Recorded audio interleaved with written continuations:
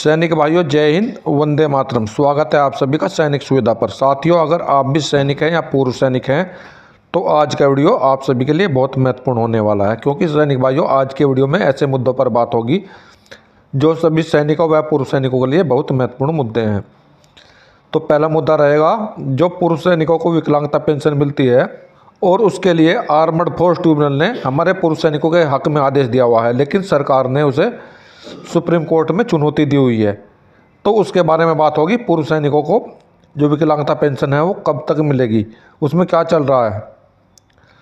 तो सैनिक भाइयों, इससे पहले मैं इन सभी मुद्दों पर विस्तार से चर्चा करूं। अगर आप सैनिक सुविधा चैनल से पहली बार जुड़े हैं, इसका हिस्सा नहीं है, इसका हिस्सा बनना चाहते हैं, तो सैनिक सुविधा चैनल को सब्सक्राइब करें और उसका बेल आइकन ऑन करें, ताकि आने वाले वीडियो की जानकारी आप सभी को मिलती रहे और आप मेरे द्वारा दी गई जानकारी का भरपूर फायदा उठाते रहें। चलिए सैनिक भाइयों, वीडियो शुरू करते हैं। विस्तार से लेते हैं पहली खबर। ये पहली खबर में लेते हैं सबसे पहले आप लोगों का एक कमेंट। तो सैनिक भाइयों, देखिए ये मैसेज जो डिसेबिलिटी पेंशन के बारे में हमारे व्यूवर्स ने हमें किया हुआ है। ये लिखते हैं, मैं हवलदार वाई ग्रुप 23 ईयर्स सर्विस किया हूँ, रिटायर्ड 2008। मुझे डिसेबिलिटी पेंशन मिल नहीं रही थी। मेरी इनवैलिड पेंशन में से 1,30,000 रुपये रिकवरी हो रही थी। 60 के रिकवर किया, यानी कि 60,000 रिकवर हो गया था इनका, और अब इनकी डिसेबिलिटी पेंशन स्टार्ट हो गई है और रिकवरी नहीं हो रही है। तो क्या ये 60,000 रुपये इन्हें वापस मिलेंगे? उसका सीपीजी ग्राम में कंप्लेंट डाल सकता हूँ क्या? तो मैं इनको बताना चाहता हूँ, जो इनके 60,000 रुपये अभी तक रिकवर हुए हैं, ये इनको वापस मिलेंगे। लेकिन दोस्तों, ऐसे इनको वापस नहीं किए जाएंगे, क्योंकि जब तक ये कंप्लेंट नहीं डालेंगे तब तक पीसीडीएस पर कोई एक्शन लेने वाला नहीं है। क्योंकि बहुत सारे सैनिक ऐसे हैं जिनकी पेंशन से पहले कटौती हो चुकी है और पीसीडीएस उनकी पेंशन वापस नहीं की है, क्योंकि इसमें सरकार अपना पैसा तो काट देती है, लेकिन जो सैनिकों का पैसा है वो वापस नहीं करती जब तक कोई कंप्लेंट ना करे। तो इसके लिए सीपीजी ग्राम पर कंप्लेंट करना बहुत ज़रूरी है। आप सीपीजी ग्राम पर इसके लिए कंप्लेंट कर सकते हैं, तभी आपका जो पैसा कटा है तभी वापस होगा। और सैनिक भाइयों, अभी मैं आपको दिखाता हूँ डिसेबिलिटी पेंशन की हेयरिंग से संबंधित जानकारी जो सुप्रीम कोर्ट की तरफ से आ रही है। जिससे आप ये मैसेज देख पा रहे होंगे, इसमें लिखा है, hearing of disability pension case in honourable Delhi court. Today was date fix for hearing on the matter after the attorney general of India mister Venkataramani had given assurance to the honorable court.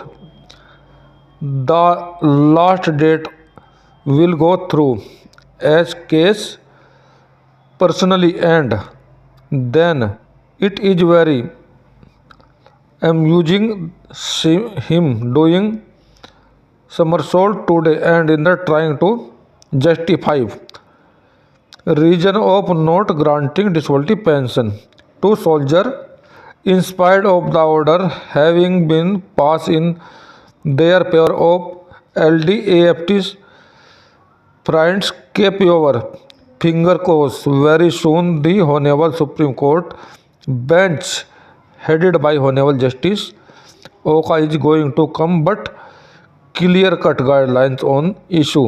तो सैनिक भाइयों, ये message उससे संबंधित है जो हमारे बहुत सारे पेंशनरों के केस एएफटी में पड़े हुए थे और एएफटी से उनको डिसेबिलिटी पेंशन देने का आदेश दे दिया गया था, लेकिन सरकार ने वो सारे केस सुप्रीम कोर्ट में डाल दिए हैं और उनको डिसेबिलिटी पेंशन नहीं दिया है। उससे संबंधित मैसेज है दोस्तों।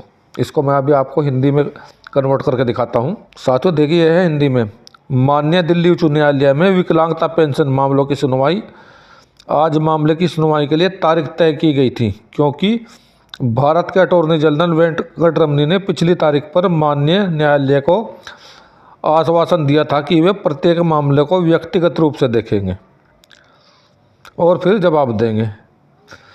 आज उन्हें पलटी मारते हुए देखना बहुत ही मनोरंजक है और एएफटी द्वारा उनके पक्ष में आदेश पारित किए जाने के बावजूद सैनिकों को विकलांगता पेंशन नहीं दिए जाने के कारणों से उचित ठहराने की कोशिश कर रहे हैं। मित्रों, अपनी उंगलियां क्रॉस करके रखे। बहुत जल्दी माननीय न्यायमूर्ति ओका की अध्यक्षता वाली माननीय सर्वोच्च न्यायालय की पीठ अब इस मुद्दे पर स्पष्ट दिशा निर्देश जारी करने जा रही है और हम देखेंगे कि तब अटॉर्नी जनरल और सरकार को किस तरह से मुक्की खानी पड़ती है। तो साथियों, इसके बारे में मैं आपको पहले ही बता चुका हूँ। इसके बारे में न्यायमूर्ति ओका की अध्यक्षता में एक सर्वोच्च न्यायालय की पीठ इस मुद्दे पर स्पष्ट दिशा निर्देश जारी करने जा रही है। यानी कि जितने भी केस पेंडिंग हैं AFT के, जो सैनिकों के पक्ष में किए गए थे और वो जो दिल्ली हाई कोर्ट में और सुप्रीम कोर्ट में पड़े हुए हैं, उन सब पर ये पीठ देखेगी और सबके बारे में आदेश जारी करेगी। सैनिक भाइयों, भी देखते हैं अगला मैसेज। इस मैसेज में लिखा हुआ है, सर मुझे OROP 3 का बढ़ा हुआ बेसिक पेंशन का कम्यूटेशन मिलेगा क्या? मैं अप्रैल 2020 का रिटायरमेंट हूँ। तो ये अप्रैल 2020 के रिटायरमेंट हैं और OROP 3 का जो बढ़ा हुआ पेंशन है उसका कम्यूटेशन के बारे में पूछ रहे हैं कि क्या इनको OROP 3 की जिस प्रकार से पेंशन बढ़ी है तो इनको क्या कम्यूटेशन भी बढ़ा हुआ मिलेगा। तो आपके लिए मैं बताना चाहता हूँ, जी नहीं, इस प्रकार का कोई भी अभी PCDA या सरकार की तरफ से कोई आदेश नहीं है कि जो OROP का रिवीजन हुआ है, आपकी पेंशन बढ़ी है तो आपका कम्यूटेशन भी बढ़ा दिया जाएगा और उसका भी एरियर दिया जाएगा। ऐसा कुछ भी नहीं है, तो आपको इसका एरियर नहीं मिलेगा। अभी देखें नेक्स्ट कमेंट। ये नेक्स्ट कमेंट है नवंबर की जो पेंशन आपको मिलनी थी बढ़ी हुई, उसके बारे में। तो हमारे व्यूवर्स ने लिखा है, CPPC से क्रेडिट हो गई है आज। यानी कि जो भी पेंशनर CPPC से पेंशन ले रहे थे उनके अकाउंट में आज पेंशन आ गई है बढ़ी हुई पेंशन के साथ में। जो DA आपका बढ़ा है 3%, तो बढ़े हुए DA के साथ आपकी पेंशन आज क्रेडिट हो गई है CPC वालों की, और इस पर्स वालों की 29 नवंबर को क्रेडिट होगी। तो सैनिक भाइयों, आज के वीडियो में यही थी मेरे द्वारा दी गई छोटी छोटी कुछ जानकारियाँ। मेरे द्वारा इसी प्रकार की छोटी छोटी जानकारी आपको अपने वीडियो में समय समय पर दी जाती है और आप लोगों के लिए इस प्रकार के महत्वपूर्ण वीडियो बनाए जाते हैं। तो सैनिक भाइयों, अगर आप लोगों को मेरे द्वारा दी गई जानकारी अच्छी लगी है तो वीडियो को लाइक करें, चैनल को सब्सक्राइब करें, साथियों में शेयर करें। मिलता हूँ अगली वीडियो में इसी प्रकार के अन्य महत्वपूर्ण जानकारी के साथ। वीडियो देखने के लिए धन्यवाद दोस्तों। जय हिंद, वंदे मातरम।